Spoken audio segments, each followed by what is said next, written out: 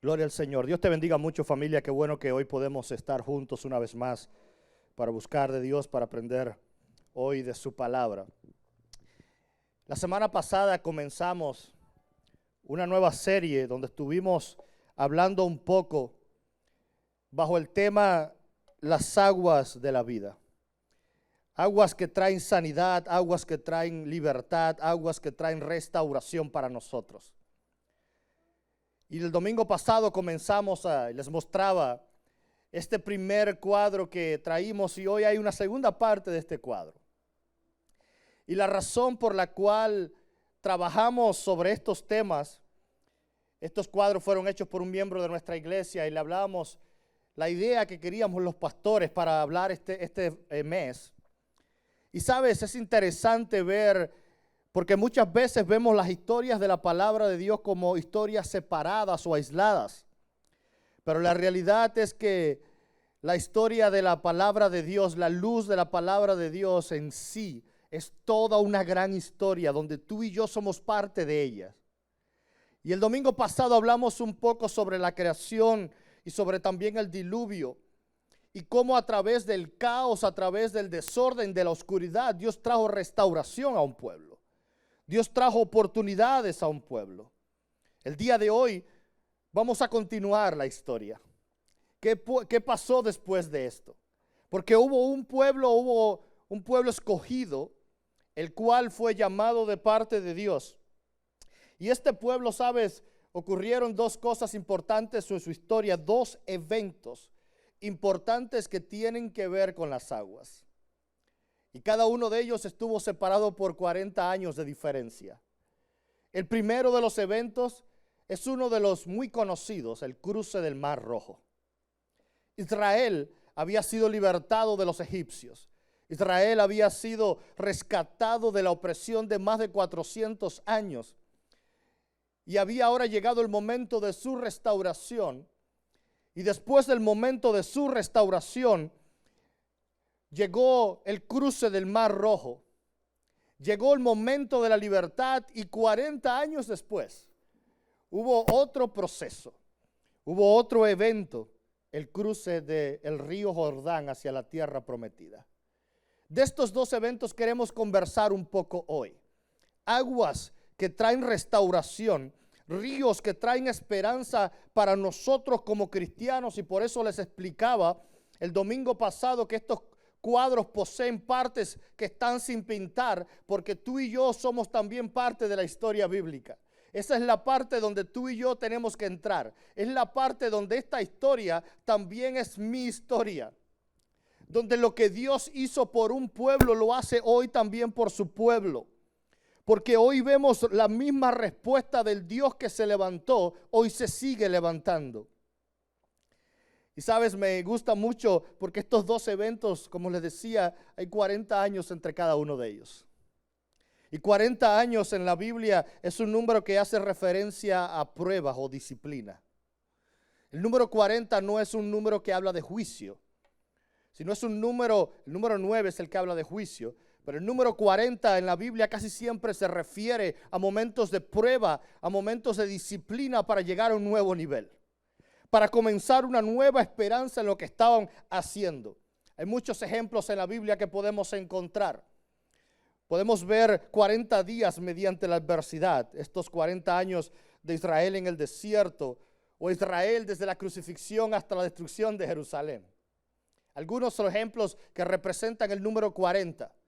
40 años de prueba bajo Otoniel, ahí están todos los textos bíblicos que hoy no podemos entrar en todo ello. Bajo Barak, bajo Gedeón, 40 años de aflicción para un pueblo. 40 años donde hubo dominio a través del rey David, a través de Salomón, a través de Jeroboam, de varios reyes que vinieron a través de ello. En toda la historia bíblica, el número 40 apunta a momentos de prueba. 40 años de humillación y servidumbre. Ahí está Israel bajo el yugo de los filisteos en los tiempos de Elí, en los tiempos de Saúl. 40 años que muchas veces han servido para probar a un pueblo y qué iba a hacer de ello. Incluso 40 años de espera. 40 años donde Moisés tuvo que esperar en Egipto. 40 años donde Moisés tuvo que esperar en Madián. 40 es ese número que representa ese momento de prueba de parte de Dios para comenzar una nueva etapa. Y el comienzo de esos 40 años fue el cruce del Mar Rojo. Y ese evento marcó un antes y un después en aquella historia. Marcó lo que iba a pasar, porque sabes, es interesante ver a un pueblo que estaba contra la espada y la pared. Ver a un pueblo que tenía el mar de frente, montañas a los lados y un ejército detrás. Sabes, las murallas representan estas pocas alternativas que tenemos donde no hay derecha o donde no hay izquierda. Momentos en la vida donde solo hay dos opciones, seguir adelante o retroceder. Hay momentos en nuestra historia que solo tenemos dos opciones, o avanzamos o retrocedemos. Pero avanzar muchas veces nos presenta un obstáculo. Avanzar muchas veces viene consigo un obstáculo bastante grande a mis ojos, bastante impotente, bastante dramático, que se presenta como algo imposible a mis ojos. Así que muchas veces la oportunidad que tenemos, en vez de avanzar, es de retroceder. Porque cuando comparamos lo que hay adelante y lo que hay detrás, muchas personas dicen, mejor me reconcilio con mi pasado. Yo quiero que lo pongas en situación. Muchas veces pensamos que si ellos regresaban, los egipcios los iban a matar. Pero no es así. Los egipcios necesitaban a los esclavos. Así que los egipcios no los iban a matar, quizás castigarían a algunos. Pero el ejército que estaba atrás no era un ejército que los venía a matar. Era un ejército que los venía a esclavizar. Y no es lo mismo. El ejército que había atrás, el pasado que había detrás de ellos, del que se habían desligado hace muy poco tiempo, era una amenaza de esclavitud, no de muerte. Pero lo que había al frente era de muerte. Porque pasar el mar para ellos era ahogarse. ¿Alguna vez has pensado en esto? El reto que había al frente de ellos era tan grande que para ellos significaba literalmente la muerte. Así que lo que había mejor aquí era detrás. ¿Sabes cuántas veces Israel dijo, mejor regresamos a Egipto? ¿Cuántas veces cuando Israel tuvo problemas y enfrentó adversidades decía, mejor nos retornamos? ¿Por qué? Porque era mejor la esclavitud que la muerte para ellos. Si tenemos hambres, mejor nos retornamos. Hay gigantes, mejor nos retornamos. Hay problemas, mejor nos retornamos. Y hay gente que quiere empezar a reconciliarse con su pasado. Hay gente que quiere empezar a vivir en el pasado. Pero aquella gente que vive en el pasado son personas que no tienen forma de avanzar. Son personas que se vuelven esclavas del pasado. Y el pasado puede haber sido bueno, puede haber sido malo. Pero volver a él significa estancarnos y no avanzar. Hay personas que prefieren la esclavitud a lo que hay delante, porque parece demasiado grande su problema.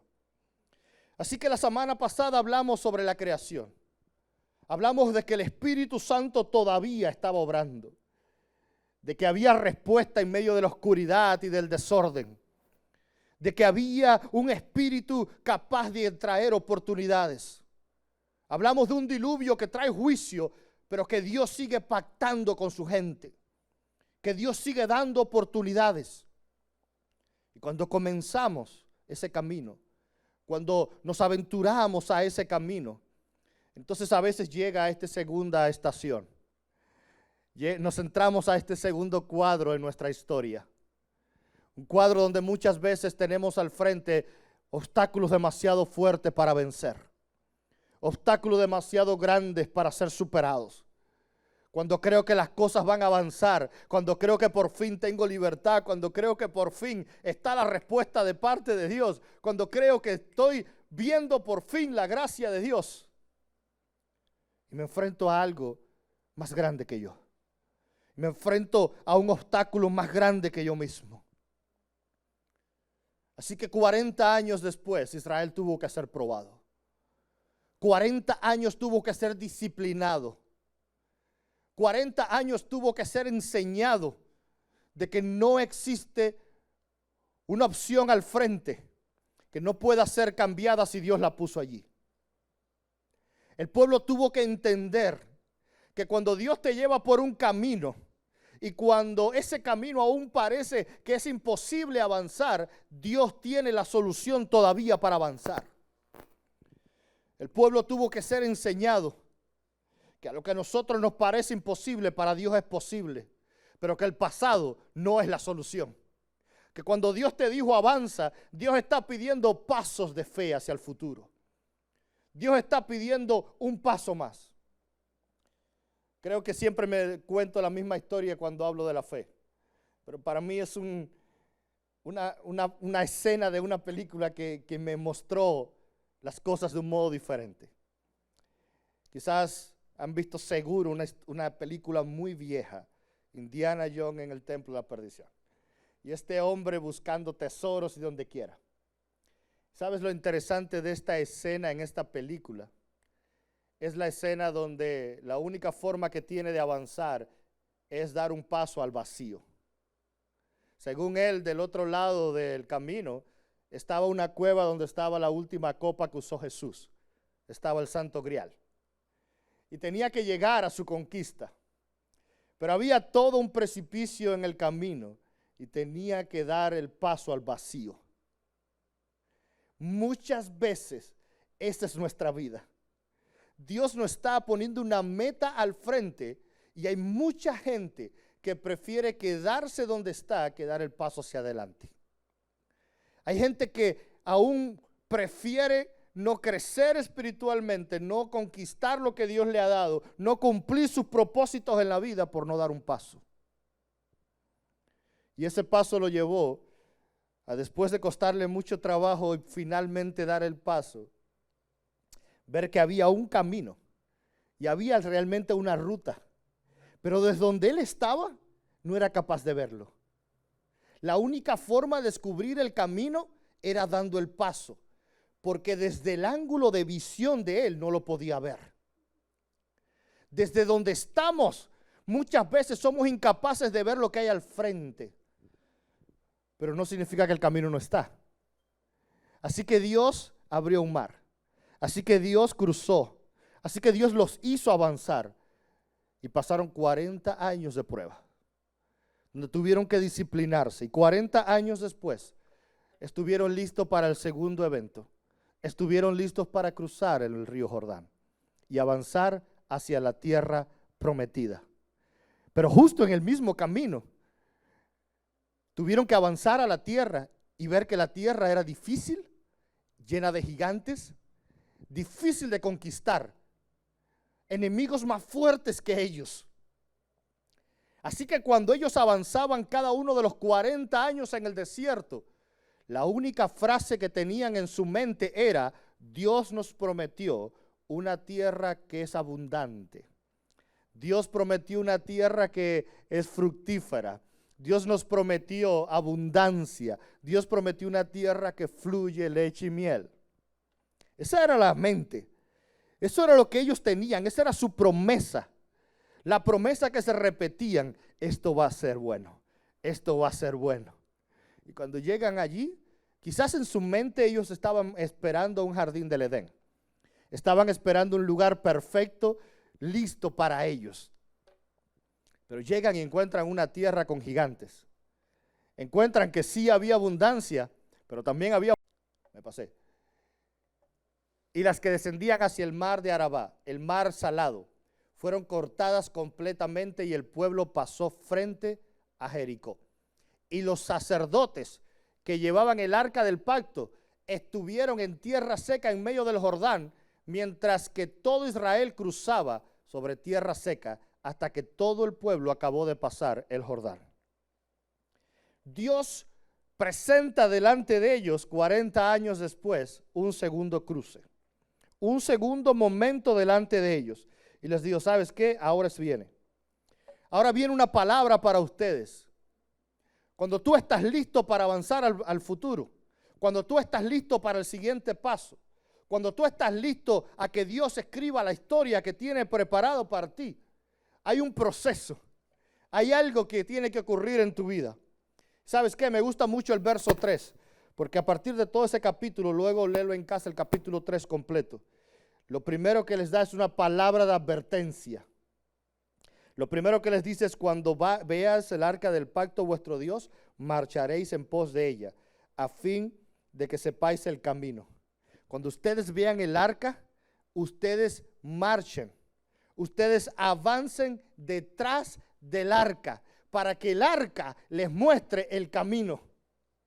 Cuando tú estás listo para avanzar, cuando tú estás listo para ir hacia el futuro y lo que Dios quiere darte a ti en el 2023, primero comienza con una palabra de advertencia.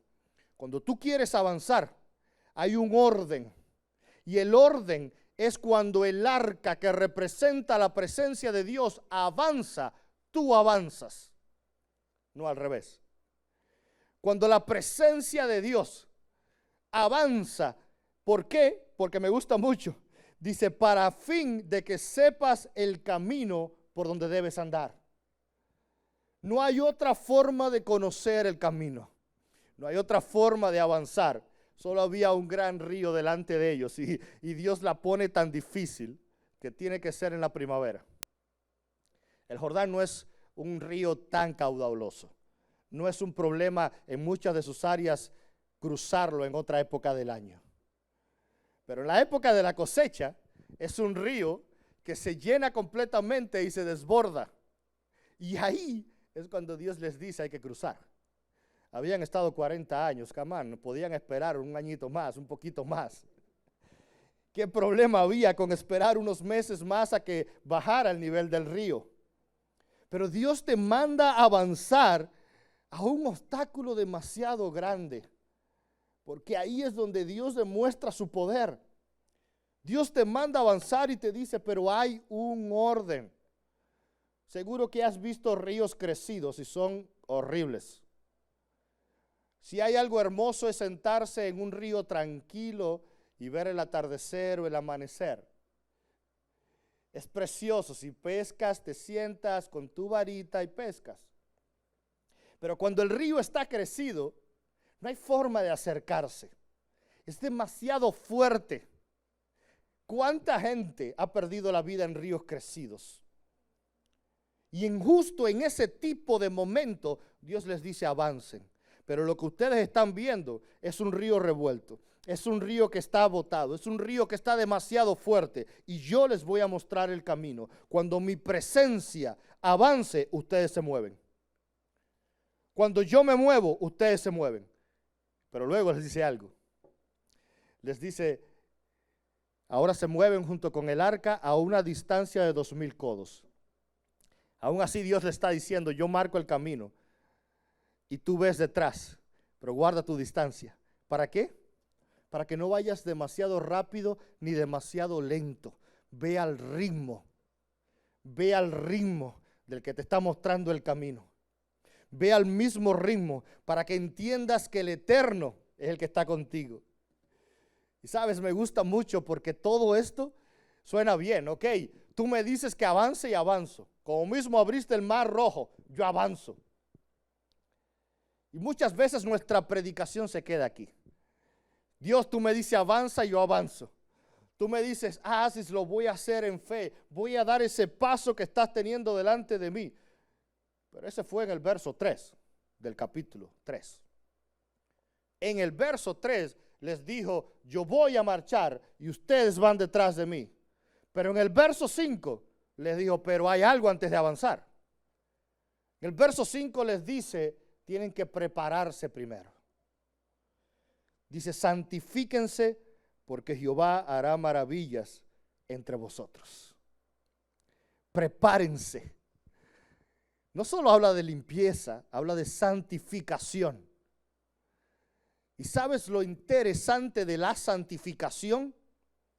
Que cuando Dios nos perdona, es un acto instantáneo. Dios te perdona. Por gracia te ha perdonado. Esa es su gracia que viene sobre mí. Pero la santificación, la gracia santificadora, es el proceso continuo de vida. Es un estilo de vida. Es continuar siendo transformados y cambiados por Dios. Así que Dios les dice, antes de avanzar, prepárate primero. Santifícate. Sé limpio. Prepara tus vestiduras. Prepara lo que vas a hacer. Prepárate primero. Y aunque sea difícil, hay una palabra de aliento para ti. Le dice a Josué, tranquilo, verso 7, que desde este día yo voy a comenzar a engrandecerte delante de los ojos de todo el mundo. Si tú eres capaz de santificarte, yo haré grandes maravillas contigo. Esa es la promesa de Dios. Hay un cruce, hay unas aguas que me presentan un gran obstáculo, claro que sí. Que me dicen que las situaciones son difíciles, por supuesto. Pero que me dicen que si yo soy capaz de seguir su presencia y si soy capaz de santificarme y soy capaz de proveerme, Dios hará aquello que nos ha prometido. Dios hará aquello que ha hecho por nosotros. Así que en el 8 les dice ahora, y solo ahora, manda a los sacerdotes con el arca delante de ti. Hazlo. Ahora lánzate a tu río. Ahora hazlo realmente. Entra a la presencia. Entra en lo que hay delante de ti. Enfrenta el obstáculo que tienes delante de ti. Porque ahí las cosas serán diferentes. Y todos estos pasajes que leímos al principio, dice que el pueblo lo hizo. ¿Y sabes cómo el pueblo pudo hacerlo? Siempre que el arca estuvo dentro del Jordán, las aguas fueron cortadas. ¿Sabes dónde termina el río Jordán? El río Jordán termina en el Mar Muerto. Ahí termina el río Jordán. Y lo que Dios hace con las aguas que terminan en el Mar Muerto es cortarlas para que haya un paso de vida. Lo que Dios hace con una persona que se santifica, que busca de Dios, es crear un paso que era de muerte y crearlo y darle vida. Aquello que parecía imposible para otros, donde el desenlace normal, ayúdame Maya en el piano, el desenlace normal de este río era la muerte, donde la consecuencia natural de nuestra vida es la muerte, donde la consecuencia natural de mis acciones son la muerte. Lo que Dios hace con sus aguas es cortar las maldiciones generacionales, es cortar lo que el mundo nos ha hecho, es cortar los problemas que he tenido, es detener las maldiciones para darme bendiciones, para mostrarme que hay un camino más allá. Eso fue lo que Dios hizo. Mandó a su propio hijo, un propio hijo para decirte, esta es mi esperanza. Un hijo que dijo, ahora yo detengo la paga de la muerte sobre ti.